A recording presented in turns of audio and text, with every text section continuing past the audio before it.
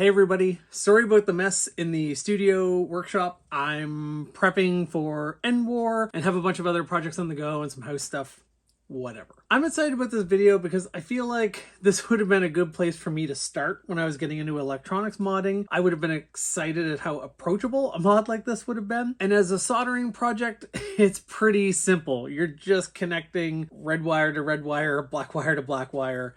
It's pretty easy soldering as opposed to soldering motors and switches, etc. I'm getting ahead of myself. I'm going to talk for 1 minute about the Adventure Force Spectrum. The Spectrum is a great blaster. Universally, people like it. They think it's great. It's an off-the-shelf, inexpensive flywheeler that hits close to 100 feet per second,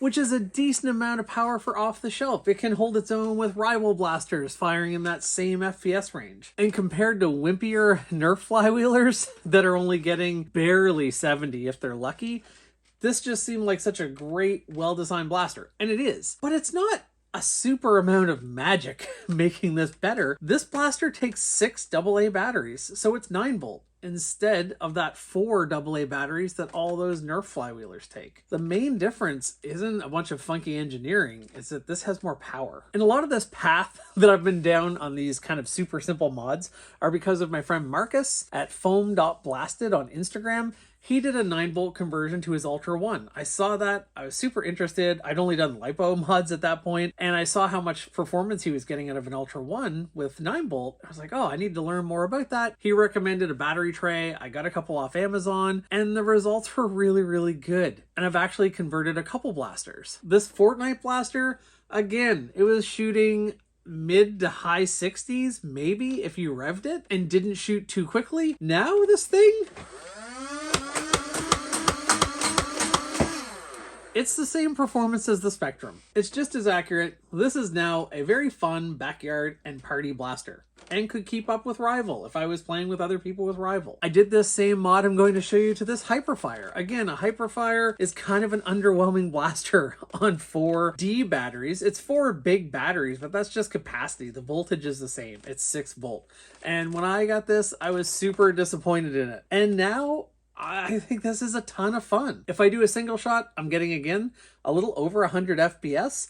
And when I'm going in full auto, I'm getting maybe 8 darts a second. And it's only slowing down to the mid to high 60s. So that's pretty good. That's way better than before. I have videos on this and the Fortnite Blaster standalone in my YouTube Shorts and TikTok. And you can kind of see the before and after on those.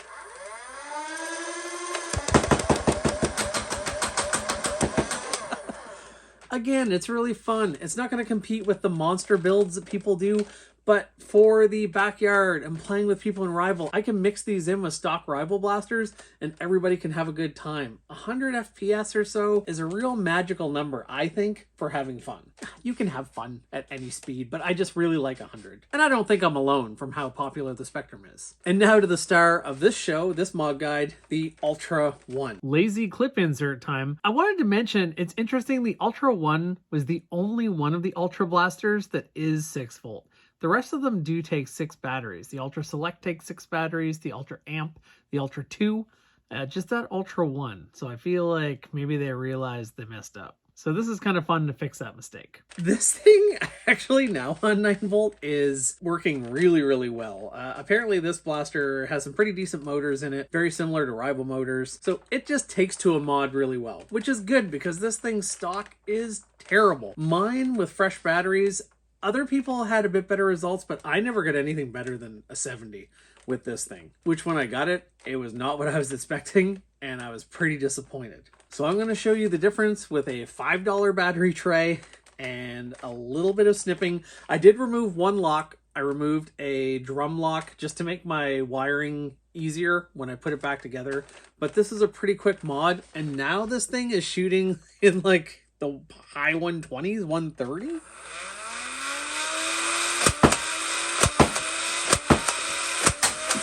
This is now my favorite Ultra Blaster, and I've been playing with this a lot. I was excited to do this guide.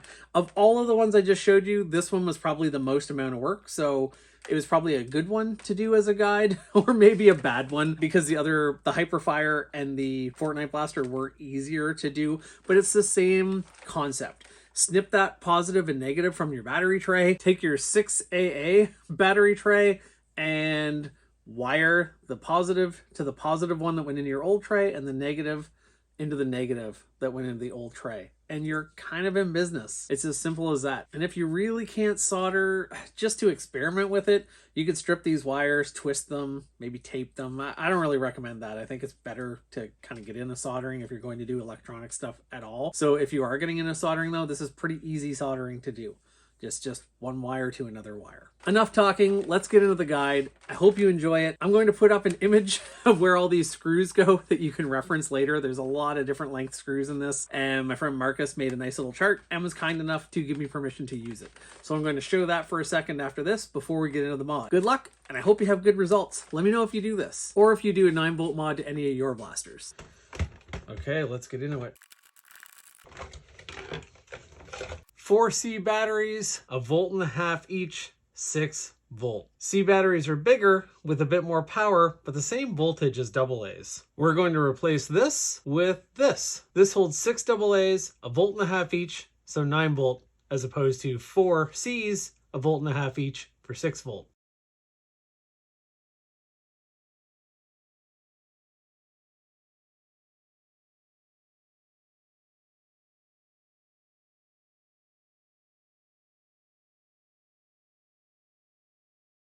Why are there so many different size screws? And so many. There was no danger of this thing ever coming apart. I'll put up a picture of a guide of where these screws go afterwards. I usually wing it, but this is bananas. We'll go over that when we're putting it back together. We always forget a screw. We already have springs and things flying around here. Drum. We'll put this drum aside. We lost a couple springs already. Oh boy, where do these go? We have a small spring here and this little catch piece thing. We'll figure out where they go. Let's take a look at what we can get to. It looks like this assembly here. Cool. This pusher assembly here, I was able to lift that right out. And that is very, very handy because that will make our little simple mod here a lot easier. I'm going to take that right off too. All we're going to do is we're going to go in here. We are going to snip this red wire here. I'm going to snip this negative wire here, and this one we're going to get rid of these bits that connect to this tray, and then we're going to rewire this to our 9-volt pack, which that's going to fit in there super nicely. And then what we'll do is we'll Dremel off the bottom of this so that we can still put the bottom on and screw it closed. We could rewire this whole thing, but I want to see what happens if we just up this to 9 volt. Can we make this Ultra One perform at the same level as the Ultra Amp, the Ultra Select? Can we just put it on an even keel with all of the other Ultra family? A couple things I didn't touch on in between the first part of this clip and this part. I actually watched Drax's video on modding this. He rewired and went to 3S. He was able to do that because apparently these motors are very similar to rival motors or the same as rival motors. One of those two. So that's cool. I don't need 3S on this. I really just want to get this up to the performance of the other Ultra stuff. I could rewire. Rewiring's not that hard. It would be a good idea. Wire's not that expensive. I have a bunch of blasters that I just want to make them acceptable, and this just feels like the easiest way to do it. I just can't see myself going through and rewiring all of my blasters. I'm pretty confident that this wiring will be just fine for 9 volt, so that's what we're going to do. All right, so here we go. I'm going to cut this positive wire, and I'm going to cut this negative wire.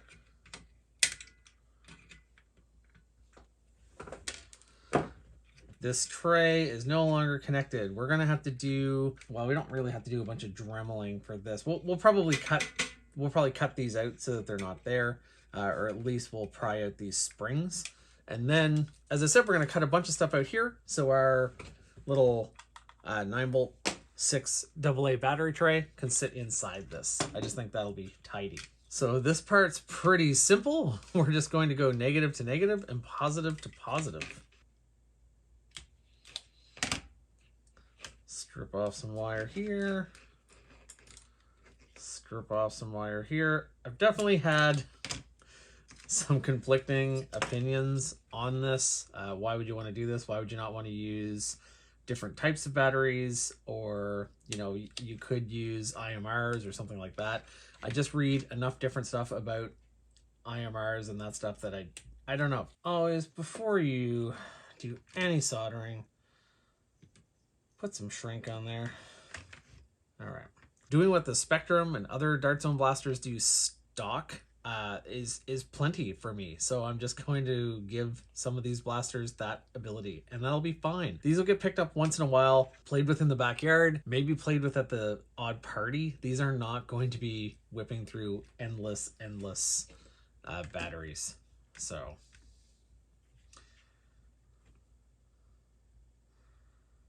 I'm going to twist these together. And who knows, with AccuStrike Ultra, maybe, and it being, you know, a fair bit better, maybe I will rewire this at some point and put a little bit more work into it. I'm just not going to do that right now.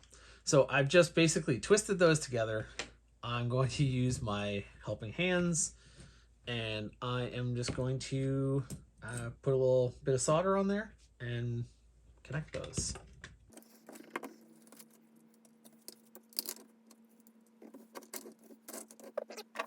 I don't know. I don't have a little brush. I don't know where my little brush is. I'm going to use a tiny bit of flux. Don't learn your things from people who aren't me. That's for sure. Take what you will from me, and then go Google better people, as there are many.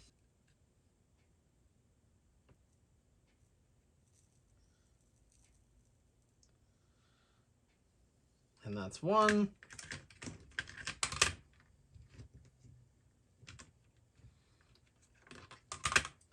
Let's tuck that out of the way.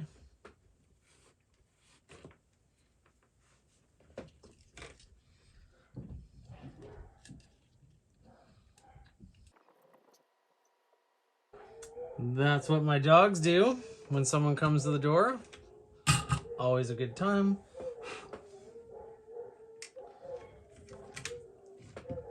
Sometimes it feels like a big pain for a little job here, but I'm going to use this to heat shrink over my solder joints. This heat shrink is maybe a little bit big, but it will do the job. That will take a second to cool down. Let's see if I can just pry this. Oh yeah, that was easy. Just gonna pry these out of here because I might not have to actually Dremel out all that. Yeah. I just wanted those metal contacts out of there. That's better. Oh, these multi-day mods. I don't even know where I was. But what we're going to do is we're going to take this other spring out of here, and we're just going to Dremel out this middle part of the tray, and I'm gonna Dremel a channel down here. I'm gonna leave a lot of this around because it actually looks like it'll fit my 9-volt pack pretty well.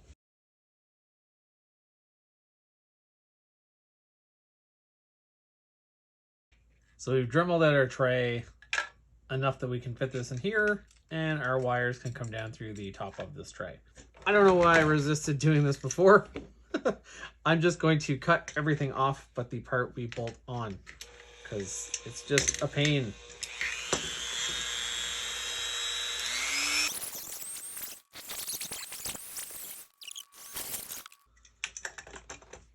So now this just goes in as a cap. which is pretty good. While we're zoomed in close, I'm just going to show you guys a couple things because there does not seem to be a lot of references on modding this blaster online. I did watch Drax's video and that helped a lot. If you open it up and a spring flies out with this little piece, this goes right in here. That's where it lives, just so you know. Whoops. Let's try to put it in right. There we go. That's where that goes. That's where it lives. Wires go into our channel over the flywheels, so we don't have to do very much over there. I am just going to show you in this little assembly here. Well, I'll show you a couple things. One, if these pieces fly apart, there is a spring on the underside of this. That spring goes underneath that switch like that. And then this, the shape of this trigger, there's a little notch in there. When it pushes in, whoops, when it pushes in, it pushes this down and activates the switch. This whole assembly, probably good to keep this all together. This is that famous Dart DRM. I pull the trigger, this pusher is locked. It only comes out that far. There is a button on the pusher. If you push in that button, then the pusher will come out all the way. Basically, the shape of an Ultra Dart is meant to push that button in. So what Drac did for his build is he actually super glued this in so that it just always works. I might do that at some point. I'm not going to do that right now because I don't want to wait for super glue to dry. And I've had okay feeding. I just want to see what I can get my numbers up to. So this whole assembly, the good thing is if we don't take all this stuff apart, it's pretty easy to put in and then take back out.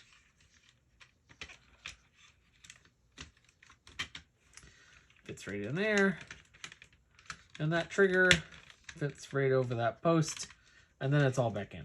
As far as your wires, from what I remember before I yanked everything apart, I could go back and review footage, but I'm not doing that. You want to get these wires, there we go. We want to get these wires in behind this little gear. There's like this gear never goes back further than this.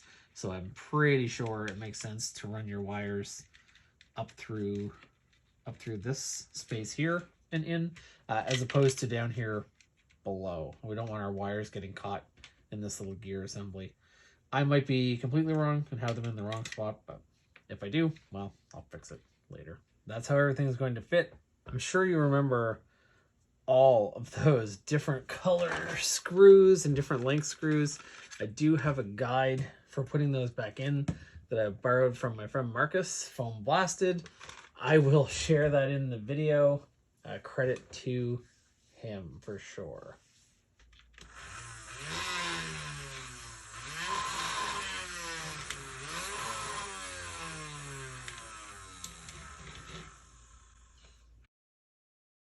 There is a jam door lock as well. It doesn't sound very beefy, does it?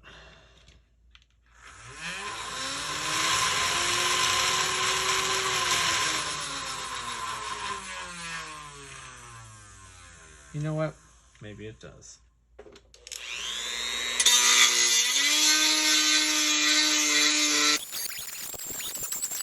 A little bit of room for wire. I noticed that when I closed this up, it was pinching. Let's try again.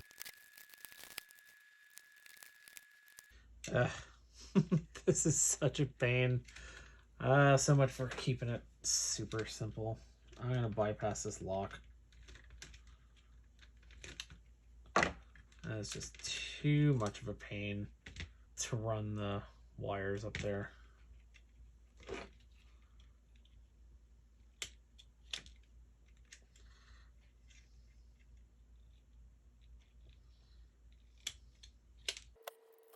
Basically, with these two wires going into this little switch, when the button is pressed, it completes the circuit, and it's like this is one wire.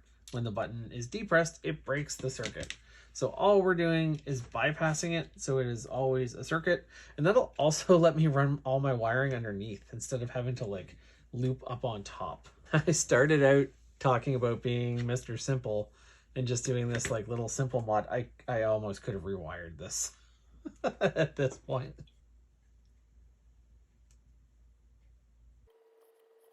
I forgot to put heat shrink on there. I'm just going to use electrical tape.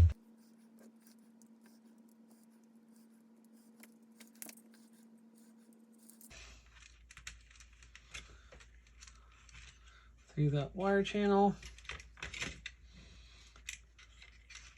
And then we can go down under here, which I might actually make a channel.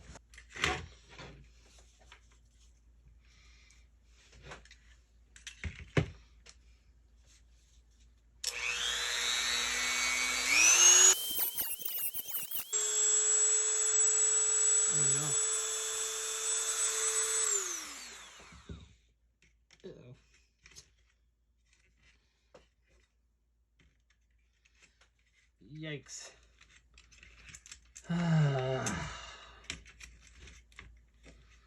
You got to pay attention. I I think I'm okay, but I almost made kind of a big mistake and like cut out a bunch of my support where the drum rests. And that would have been, I mean, that would have been not good. That would have been very not good. Anyway, it's fine. Was my little channel worth it? I don't know.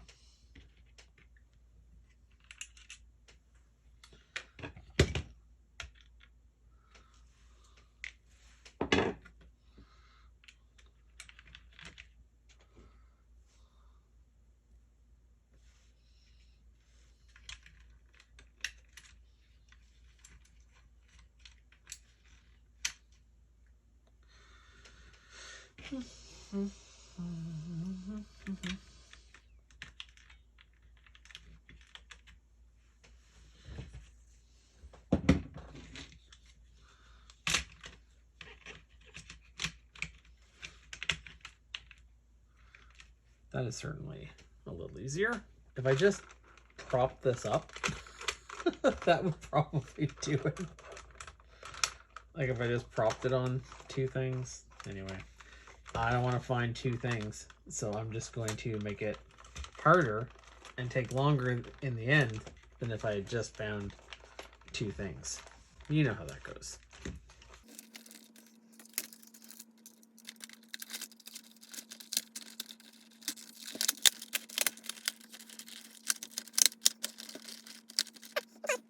Let's put in a medium screw.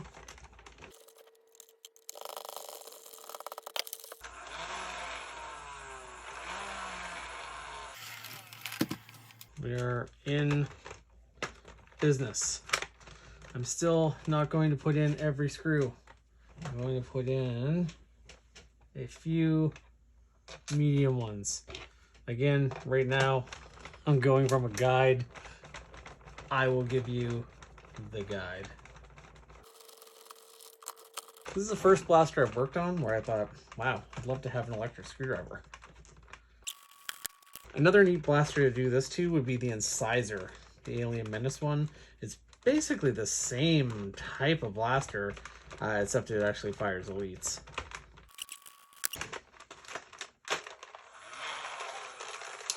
I'm gonna put another medium screw up here. I just, when I'm doing a firing test, I just want it to be held together. I don't mind keeping some locks in, especially if I'm using these blasters for parties, but that lock that I did move, that was just to detect if there was a drum in there, and it's there's a drum in there.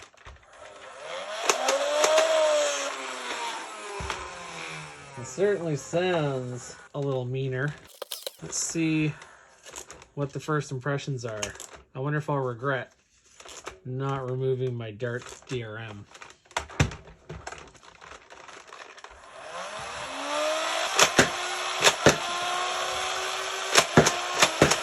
Ultra AccuStrike.